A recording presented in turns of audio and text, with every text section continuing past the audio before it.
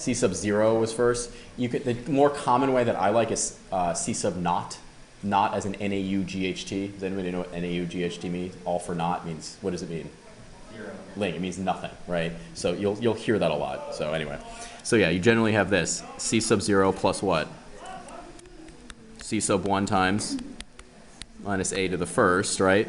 Plus C2, x minus a to the 2, all the way to C sub n, x minus a to the n, if it keeps on going. So that equals the sum of n equals 0 to infinity, because actually what's in front of this C sub 0? X minus a to the 0 of what? C sub n times x minus a to the n. So there's your general power series. So the question is, do each of these fit these models? Well, what do you think? What do you think for A? Do people think it's a power series for A? Yeah.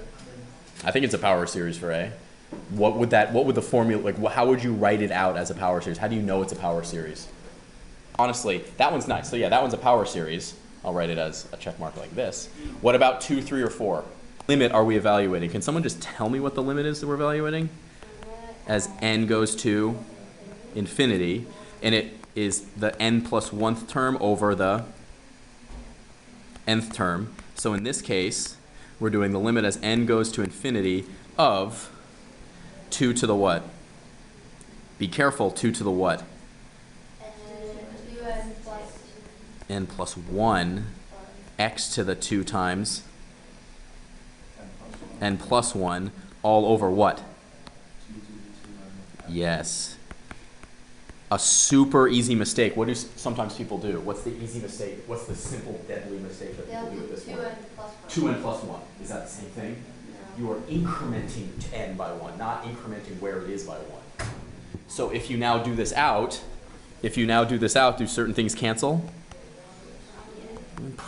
Probably. You're like, we hope so. Okay.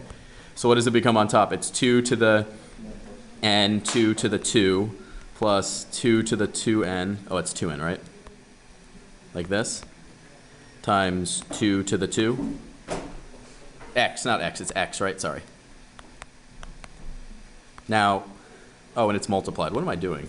I'm really making this a lot harder. You're like, you suddenly made it impossible, Mr. Seamon.